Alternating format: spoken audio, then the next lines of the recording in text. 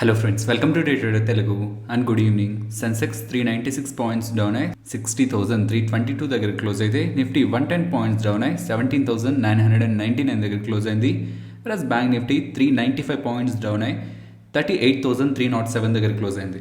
ఇవాళ మార్కెట్స్ని గమనిస్తే Nifty, bank Nifty, Sensex ఇవన్నీ ఓపెన్ అయిన తర్వాత నుంచి కొంత సెల్ ఆఫ్కి వెళ్ళడం అండ్ ఒక పాయింట్లో రికవరీ. బట్ సెకండ్ హాఫ్లో మనకు ఒక స్ట్రాంగ్ సెల్ ఆఫ్ అయితే కనిపించింది, ఎస్పెషల్లీ లాస్ట్ 1 అవర్లో.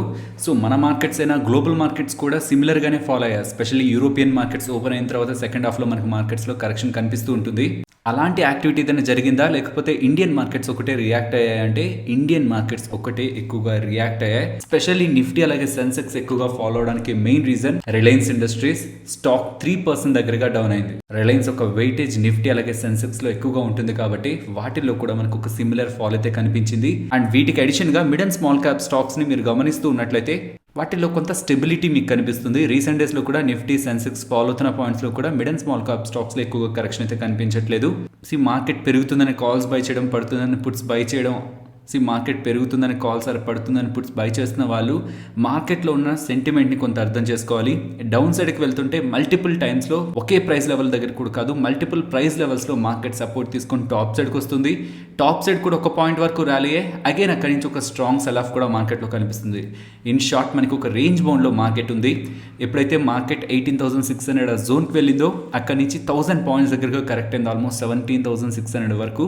అలా కరెక్ట్ అయిన తర్వాత ఇన్ బిట్వీన్ ఈ 1000 పాయింట్ రేంజ్లోనే కొంత ఓలటైల్గా మార్కెట్ మూవ్ అవుతుంది. నిఫ్టీని ఎగ్జాంపుల్గా తీసుకొని చెప్తున్నాను. ఓవరాల్గా మార్కెట్ ఒక డైరెక్షన్ అయితే తీసుకోవట్లేదు. Down side 17,600 and top side 18,600 ఈ రేంజ్లోనే చాలా డేస్ నుంచి మార్కెట్ అయితే ఉంది. కాబట్టి ఎయిదర్ ఆ రేంజ్లో ఏదో ఒక పాయింట్ని బ్రేక్ చేసి బిలో ఆర్ అబోవ్ సస్టైన్ అయితే తప్పించి మార్కెట్లో ఒక డైరెక్షన్ అయితే మనకు కనిపించదు. అండ్ మార్కెట్లో ఇంపార్టెంట్ అప్డేట్స్ మాట్లాడుకునే ముందు, నిన్న కామెంట్ సెక్షన్లో మెజారిటీగా కొన్ని స్టాక్స్ గురించి, దట్టు స్పెషల్లీ 3 స్టాక్స్ గురించి అడిగారు. ఆ మూడింటి గురించి మాట్లాడతాను. ఒకటి గ్లోబల్ స్పిరిట్స్, నిన్న లోయర్ సర్క్యూట్లో క్లోజ్ అయింది. స్టాక్ని ఫర్దర్గా హోల్డ్ చేయించాలి అయితే ఎగ్జిట్ అవ్వాలని అడుగుతున్నారు. చాలా ఎక్కువగా ర్యాలీ అయిన స్టాక్స్లో ఇప్పుడు మీకు 1200 దగ్గర ఉంది. ఇది మేబీ కరెక్టే, 900 కూడా ఫాలో వచ్చేమో. బట్ ప్రాబ్లం అంతా కూడా బిజినెస్లో వీక్నెస్ కారణంగా ఫాలో అయిందా, ఆర్ ప్రీవియస్గా హోల్డ్ చేస్తున్న వాళ్ళు ఎగ్జిట్ అవ్వడం కోసం వాళ్ళ పొజిషన్స్ని తగ్గించుకునే ప్రయత్నంలో ఫాలో అయిందా అనేది మనం అర్థం చేసుకోవాలి. నేను పర్సనల్గా వీళ్ళ బిజినెస్లో వీక్నెస్ స్టార్ట్ అయిందని అయితే అనుకోవట్లేదు. మరి రిజల్ట్స్ వచ్చే రిజల్ట్స్ గురించి ఎందుకు డిస్కస్ చేయలేదు అని అడిగారు. రీసెంట్గా పెట్టిన లైవ్లో నేను రిజల్ట్స్ రిలేటెడ్గా వాళ్ళ రిజల్ట్స్ అంత ఎక్స్ట్రాడినరీగా అయితే లేవు, కానీ బిజినెస్లో వీక్నెస్ కాదది. బీహార్లో ఉన్న ఫ్లడ్స్ కారణంగా వీళ్ళ ప్రొడక్షన్ కొంతవరకు ఇంపాక్ట్ అవ్వడం అది నెంబర్స్లో కనిపించింది తప్పితే వీళ్ళ ఆపరేషనల్ పర్ఫార్మెన్స్ స్టిల్ స్ట్రాంగ్గానే ఉంది. అలా అంటున్నాను కదా అని పెరిగిపోతుందని కూడా ఎక్స్పెక్ట్ చేయొద్దు. ఇదనే కాదు, ఏ స్టాక్ని మెన్షన్ చేస్తున్నా మీరు ఫస్ట్ స్టడీ చేయండి, సో దట్ మీకు అర్థమవుతుంది అది పడుతున్నప్పుడు అది హోల్డ్ చేయాలా లేదా అని. నెక్స్ట్ గోదావరి పవర్ గురించి.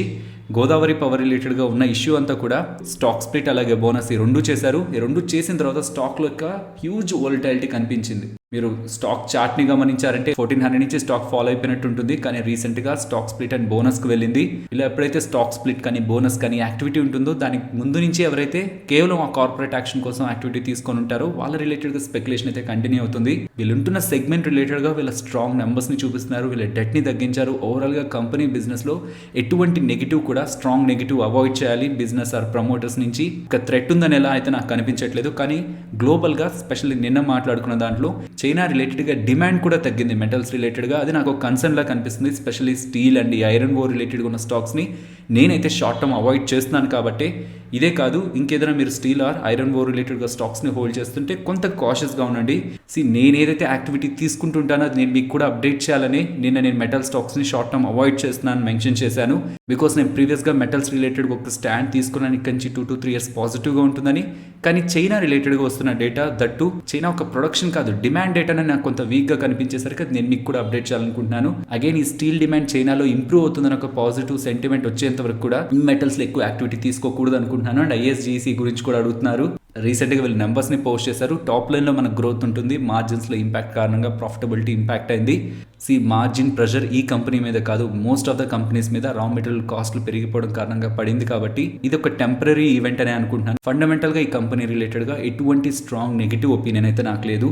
ఐ హోప్ ఈ స్టాక్స్ రిలేటెడ్గా మీకు ఒక క్లారిటీ ఉందని అనుకుంటున్నాను. బట్ అగైన్ ఇంకొకసారి మెన్షన్ చేస్తున్నాను, మీరు ఏ స్టాక్స్ని అయితే హోల్డ్ చేస్తున్నారో మీరు ఎప్పుడైనా ఫ్రీ టైం దొరికినప్పుడు వాటి గురించి ఒకసారి స్టడీ చేసి మీరు ఒకసారి కన్విక్షన్ని ఫామ్ చేసుకోండి. బికాస్ స్టాక్ పెరుగుతున్నప్పుడు, గ్లోబల్ స్పిరిట్స్ పెరుగుతున్నప్పుడు నాకు అసలు కామెంట్సే రాలేదు. కానీ గ్లోబల్ స్పిరిట్స్ ఎప్పుడైతే లోయర్ సర్క్యూట్ టచ్ అయిందో నాకు అప్పుడే తెలిసింది అసలు గ్లోబల్ స్పిరిట్స్లో ఎంతమంది ఇన్వెస్ట్ చేశారని.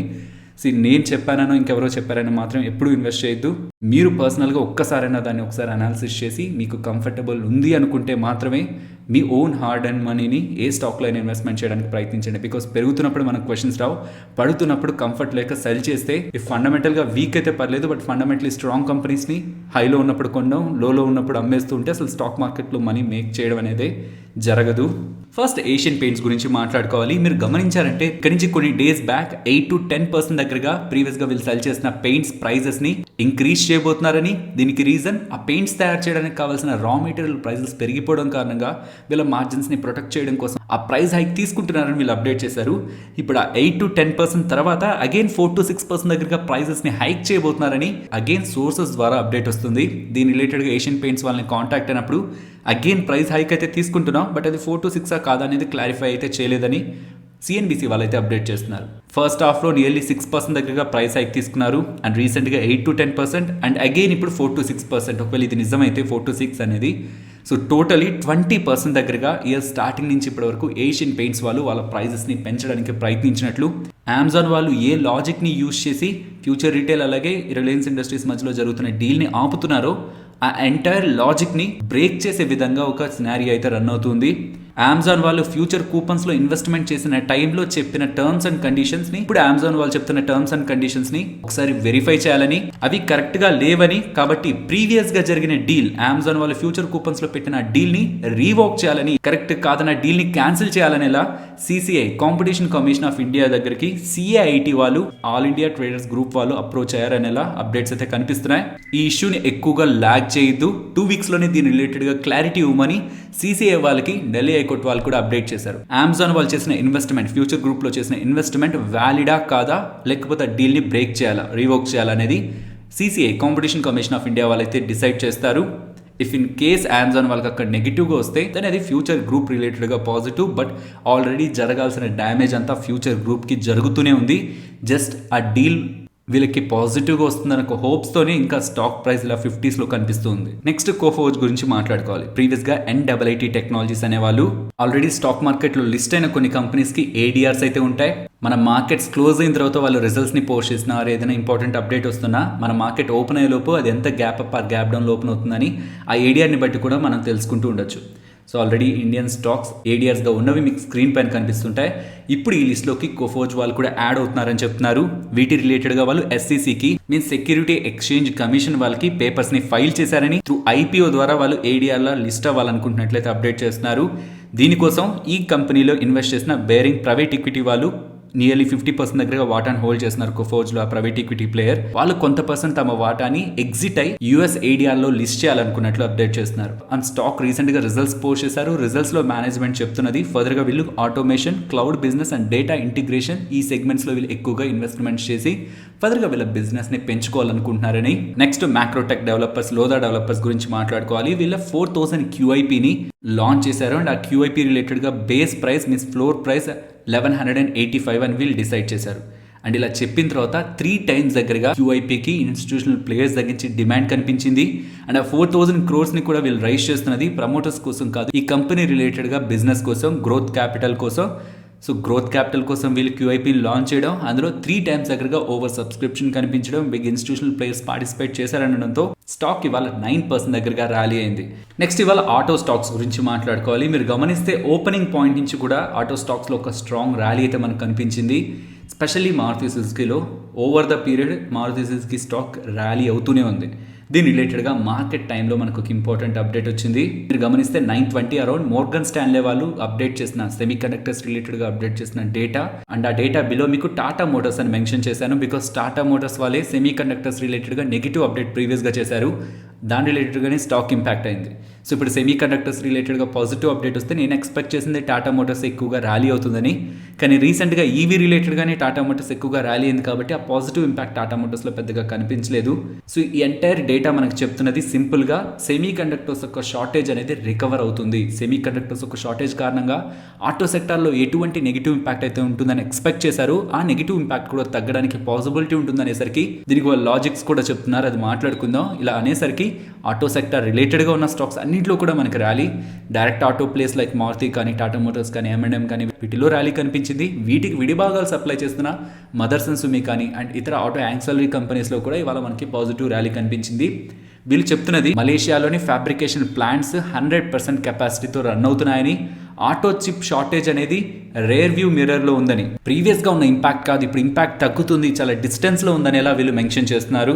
In simple terms semi conductors ఒక షార్టేజ్ తగ్గుతుందని, ఏవేవైతే సెమీ కండక్టర్స్ కారణంగా ఇంపాక్ట్ అయ్యాయో వాళ్ళ బిజినెస్ ఇప్పుడు ఎలా ఇంప్రూవ్ అవుతుంది, వాళ్ళకి సెమీ కండక్టర్స్ సప్లై ఎలా ఉందనేది వాళ్ళ అంచనాలు వేసి సెమీ కండక్టర్స్ ఒక షార్టేజ్ బెటర్ అవుతుందనేలా వీళ్ళు అప్డేట్ చేయడం. ఆటో మ్యానుఫ్యాక్చరర్ టయోటా వాళ్ళు కూడా ప్రీవియస్గా కట్ చేసిన వీళ్ళ ప్రొడక్షన్ని కొంతవరకు ఈజ్ చేశారు. ప్రీవియస్గా మా దగ్గర సెమీ కండక్టర్ షార్టేజ్ ఉంది కాబట్టి మేము ప్రొడక్షన్ ఇంతవరకు కట్ చేస్తున్నామని వాళ్ళ ప్రొడక్షన్ కట్ విధిస్తే ఇప్పుడు ఆ ప్రొడక్షన్ కట్ని కొంతవరకు ఈజ్ చేశారు. మీన్స్ సెమీ కండక్టర్స్ వాళ్ళ దగ్గర కొంత బెటర్ అవుతున్నాయనే ఇండికేషన్ కూడా మార్కెట్లోకి వెళ్తుంది. వీళ్ళనే కాదు ఇండియాలో ఉన్న కొన్ని ఆటో మేకర్స్ కూడా రీసెంట్గా పాజిటివ్ స్టేట్మెంట్స్ చేశారు. అండ్ గ్లోబల్గా కూడా ఇప్పుడు కొన్ని companies positive statements semi conductors రిలేటెడ్గా చేస్తూ ఉండడంతో ఏ నెగిటివ్ ఇంపాక్ట్ అయితే ఆటో సెక్టార్ని ఇంపాక్ట్ చేస్తూ వచ్చిందో ఇప్పటి వరకు అది కొంత ఈజీ అయిందని ఒక పాజిటివ్ హోప్స్ ఇవాళ ఆటో స్టాక్స్లో మనకి ర్యాలీ కనిపించింది. దీనికి అడిషన్గా 2 ఆటో స్టాక్స్ గురించి మాట్లాడుకోవాలి. ఒకటి అశోక్ లీలాండ్. మార్కెట్లో వస్తున్న అప్డేట్స్ ప్రకారం వీళ్ళు 300 ఎలక్ట్రిక్ వెహికల్ బస్సెస్ దగ్గరగా బెంగళూరు ట్రాన్స్పోర్ట్ కార్పొరేషన్ వాళ్ళకి సప్లై చేస్తున్నారనేలా అప్డేట్స్ అయితే మనకు కనిపిస్తున్నాయి.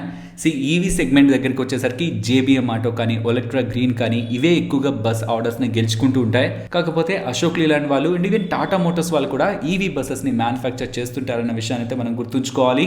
బట్ వీళ్ళ రిలేటెడ్ గా చాలా రేర్ గానే ఆర్డర్స్ కనిపిస్తూ ఉంటాయి.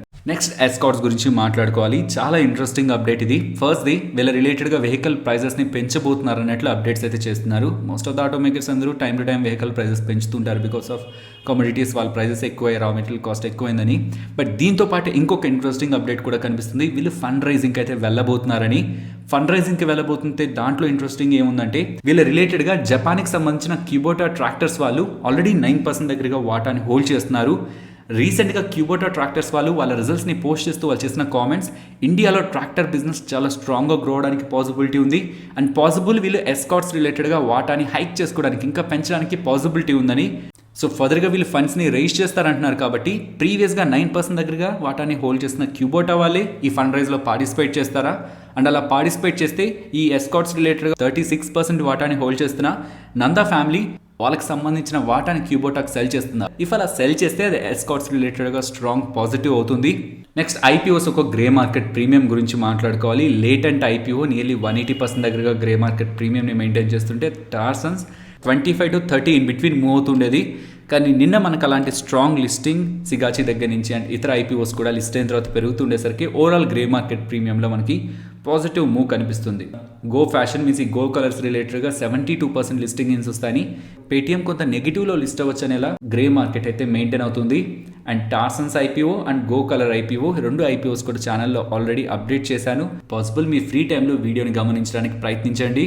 నెక్స్ట్ అపోలో పైప్స్ గురించి మాట్లాడుకోవాలి. మనకు గుర్తుంటే October 22 వీళ్ళు రిజల్ట్స్ని పోస్ట్ చేశారు. రిజల్ట్స్తో పాటు వీళ్ళు 2:1లో బోనస్ని కూడా ప్రకటించారు. ఇప్పుడు ఆ బోనస్ రిలేటెడ్గా వాళ్ళు రికార్డ్ డేట్ని అయితే ప్రకటించారు 4th December అని. బై 4th December ఎవరి డిమాట్ అకౌంట్లో అయితే అపోలో పైప్ షేర్స్ ఉంటాయో వాళ్ళు ఈ బోనస్కి ఎలిజిబుల్ అవుతారు. సో ఒక షేర్కి 2 ఫ్రీ షేర్స్ అంటే టోటలీ ఒక్కొక్క షేర్కి 3 షేర్స్ దగ్గరగా కమింగ్ డేస్లో డిమాట్ అకౌంట్లో రిఫ్లెక్ట్ అవుతుంది. అండ్ దానికి ప్యారలల్గానే స్టాక్ ప్రైస్లో కూడా అడ్జస్ట్మెంట్ ఉంటుందనే విషయం మనం గుర్తుంచుకోవాలి. నెక్స్ట్ మేక్ మనీ ఆర్గానిక్స్ గురించి మాట్లాడుకోవాలి. వీళ్ళు 400 crores దగ్గరగా ఇన్వెస్ట్మెంట్ చేసి 33,000 మెట్రిక్ టన్స్ దగ్గరగా ప్రొడక్షన్ కెపాసిటీ ఉండే టైటానియం డయాక్సైడ్ ప్లాంట్ అయితే స్టార్ట్ చేస్తారని చెప్తున్నారు. ఈ టైటానియం డయాక్సైడ్ అనేది పాలిమర్ అలాగే పాలిస్టర్ యాన్ని తయారు చేయడానికి యూజ్ చేస్తారు. నెక్స్ట్ విసాగర్ ఫైనాన్షియల్ సర్వీసెస్ గురించి మాట్లాడుకోవాలి. వీళ్ళు స్టాక్ స్ప్లిట్ ని అలాగే బోనస్ ని ఈ రెండింటిని కూడా ఒక్కసారి కన్సిడర్ చేయబోతున్నట్లు అప్డేట్ అయితే చేశారు. స్టాక్ స్ప్లిట్ బోనస్ అనడంతో స్టాక్ ఇవాళ 4.5% దగ్గరగా ర్యాలీ అయింది. బట్ అర్థం కాని విషయం అంతా కూడా స్టాక్ స్ప్లిట్ కానీ బోనస్ కానీ తీసుకునేదానికి మెయిన్ రీజనే స్టాక్ ప్రైస్ ఎక్కువగా ఉంటుంది, ప్రైస్ ని తగ్గించాలని. కానీ ఇక్కడ స్టాకే ₹1.80 ఉంది. ఇఫ్ ఇన్ ఫ్యూచర్ లో కూడా నేను ఏదైనా పెన్నీ స్టాక్ గురించి మాట్లాడుతుంటే అది ఇన్వెస్ట్మెంట్ సజెషన్లో అయితే చూడొద్దు. మార్కెట్లో ఉన్న అప్డేట్స్ ని మీకు అప్డేట్ చేయాలని తప్పించి ఒకవేళ నాకు అట్రాక్టివ్ గా అనిపిస్తుంటే ఏ స్టాక్ అని అట్రాక్టివ్ గా అనిపిస్తుంటే పర్సనల్ గా అది నాకు పాజిటివ్ గా ఉంది, మీరు కూడా ఒకసారి స్టడీ చేయండి ఆర్ వాచ్ చేయండి అని మెన్షన్ చేస్తాను. నెక్స్ట్ నిఫ్టీ అలాగే bank Nifty support and resistance. Support 17,920 and resistance 18,080. Bank Nifty support 37,980 and resistance 38,750.